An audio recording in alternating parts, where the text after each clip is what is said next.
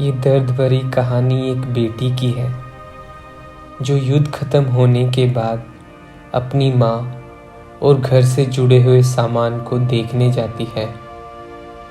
जब वो अपनी माँ से जुड़ी हुई वस्तुएं देखती है तो उसे अपनी बीती जिंदगी की याद आ जाती है।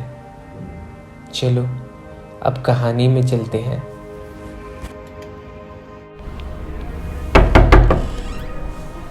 क्या मुझे जानती हैं? पहचाना आपने?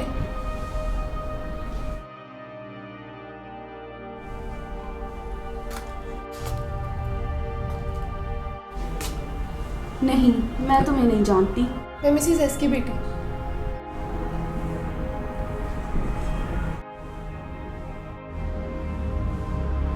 मुझे लगता है मैं गलत जगह पर आ गई हूँ। ये वो औरत नहीं है जो मेरी माँ की दोस्त थी, और मैं उस औरत से मिली भी तो एक ही बार हूँ, वो भी बहुत पहले। मुझे लगता है मैंने गलत घर की घंटी बजा दी है।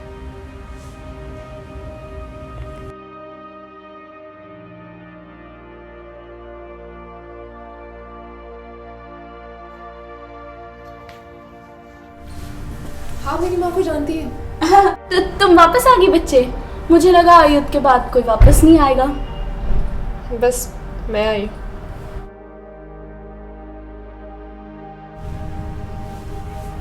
सॉरी, मैं तुम्हारे लिए कुछ नहीं कर सकती। इसलिए मैं ट्रेन से स्पेशली यहाँ आई हूँ। मुझे बस थोड़ी देर आपसे बात करनी है। ये मेरे लिए सही समय नहीं है। मैं फिर कभी तुमसे मिलूंगी।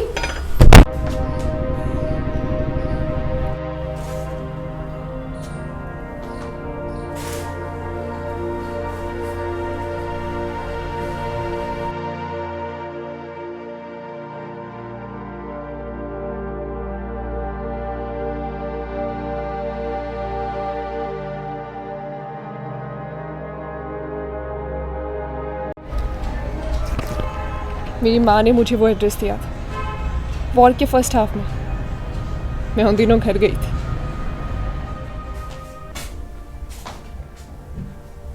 माँ, कुछ चेंज लग रहा है घर में। कुछ मिसिंग है क्या? बेटा, मैं बहुत सरप्राइज हूँ। तुम कितनी जल्दी चीज़ों को नोटिस कर लेती हो। आओ, मैं तुम्हें मिसेस डॉर्लिंग के बारे में बताती हूँ। Mrs Darling? वो कौन है माँ? मैंने तो कभी उनके बारे में नहीं सुना। मिसेस डॉर्लिंग हमारी पुरानी रिलेटिव है।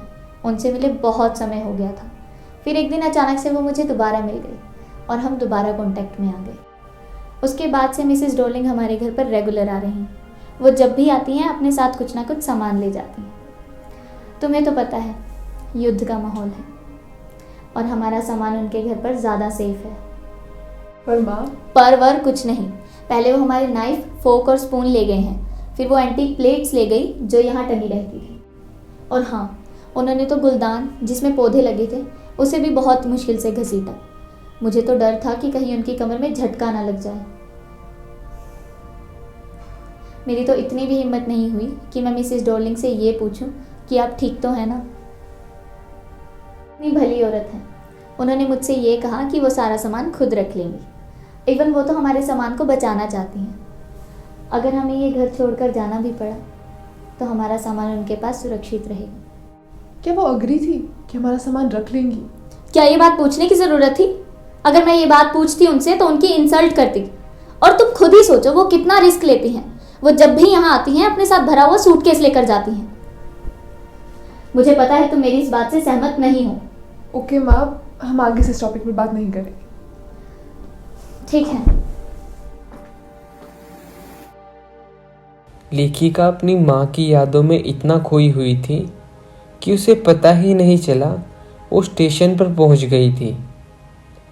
युद्ध के बाद लेखिका इस जगह पर पहली बार आई थी और ये जगह उसके लिए जानी पहचानी थी।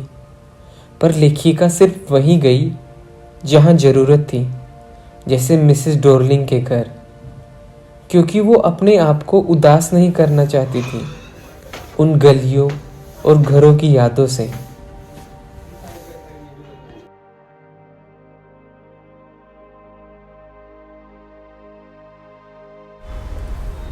वो देखिए मेरी बेटी।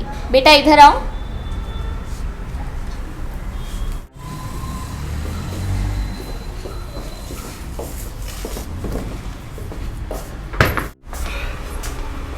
माँ, इनका घर दूर है क्या? इनको कितनी मुश्किल आई कितना भारी बैग ले जाने में। Marconi Street, number 46. Remember that. लेखिका को वो एड्रेस याद था, पर उसने बहुत इंतज़ार किया और वो आज़ादी के बाद उस सामान को देखने गई थी। लेखिका के मन में कोई लालच नहीं था उन वस्तुओं को लेने का। वो तो उन्हें बस देखना चाहती थी, क्योंकि उनका कनेक्शन उसकी माँ से था और उसके मन में डर भी था। और वो वस्तुएं लेखिका के लिए व्यर्थ थी जब तक उन्हें उनकी सही जगह पर ना पहुंचाए। और वो सामान, वो वस्तुएं बस सामान ही तो था, और वो भी निर्जीव चीजें थी। वो सारी चीजें नॉर्मल हो चुकी है। युद्ध के समय में हमें जला हुआ खाना मिलता था, पर अब सब सही है। कोई डर नहीं है, नींद अच्छे से आती है। रूम से व्यू बहुत अच्छा मिलता है देखने को। वो एड्रेस, वो सामान अभी भी उसी एड्रेस पर है। मुझे वो देखना है। मैं उसे देखना चाहती हूँ, उसे छूना चाहती हूँ, उसे याद रखना चाहती हूँ। मुझे दोबारा उस एड्रेस पर जाना होगा। लेखिका की पहली कोशिश व्यर्थ चली गई थी मिसेस डोरलिंग के घर अंदर प्रवेश करने की, और लेखिका ने फिर से हिम्मत दिखाई और दूसरी बार चल दी मिसेस डोरलिंग के घर। पर अब की बार वो घर पर नहीं थी, तो दरवाजा 15 साल की एक लड़की ने खोला। हाय, कैसे हो आप? मम्मी घर पर है? नहीं, वो तो अभी काम पर गए हैं। ओह, कोई ना बच्चे, मैं उनका वेट कर लूँगी। आइए।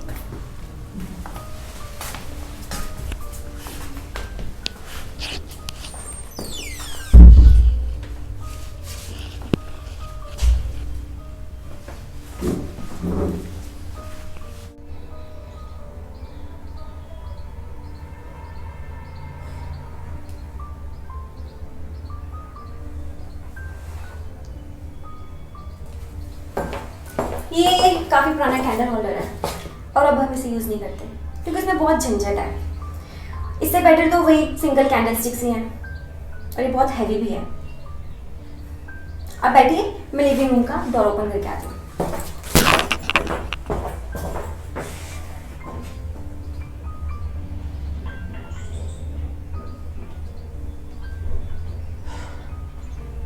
मुझे बहुत डर सा लग रहा है। पता नहीं, मैं एक ऐसी जगह पर आ गई हूँ जिसे मैं जानती भी हूँ और जानती भी नहीं। मैं एक ऐसी जगह के बीच में हूँ जहाँ के सामान को मैं देखना चाहती थी, पर अब ये एटमॉस्फेयर बहुत अजीब सा लग रहा है। कहीं इसलिए तो नहीं कि हमारे सामान को इतने गंदे तरीके से अरेंज किया हुआ है,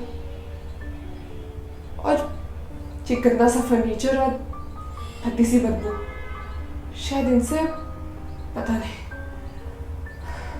अब तो इनको देखने पर भी डर लग रहा है।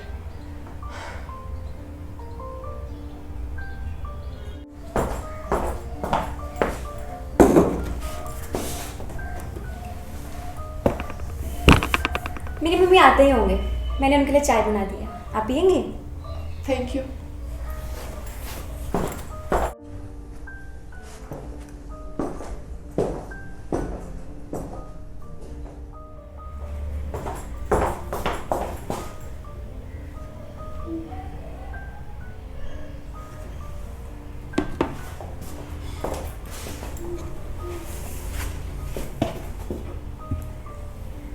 ये बॉक्स बहुत सुंदर है। ओह, तो आप जानते हैं इस बॉक्स के बारे में? मेरी मम्मी कहती है कि ये बहुत एंटीक है। हमारे पास ऐसे बहुत सारी चीज़ें हैं, आप देख ही सकते हैं।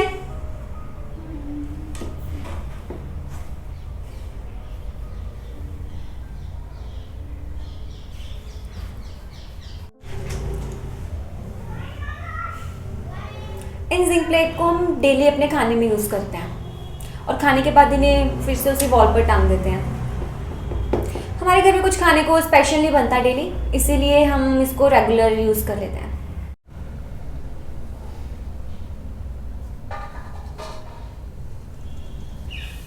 हाँ, ये सभी सुंदर चीज़ें तुम्हारे पास है, इससे तुम हार लेने पर ध्यान दे पाओ। अगर कोई चीज़ मिसिंग होगी तो तुम उसे नोटिस कर पाओगे। हम सुंदर चीज़ों को इसलिए रिपेयर नहीं करते क्योंकि वो धागे होते हैं। फॉर एग्जाम्पल,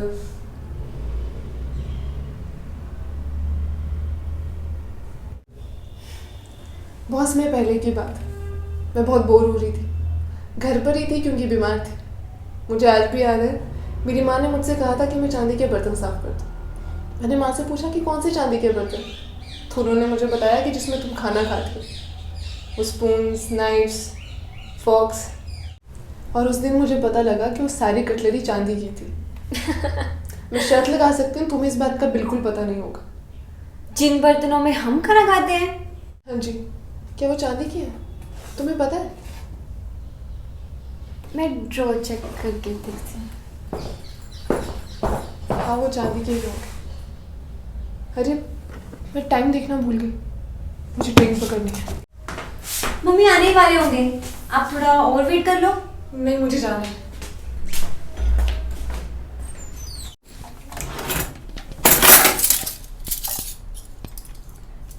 अरे हाँ, ये तो सच में चांदी के हैं।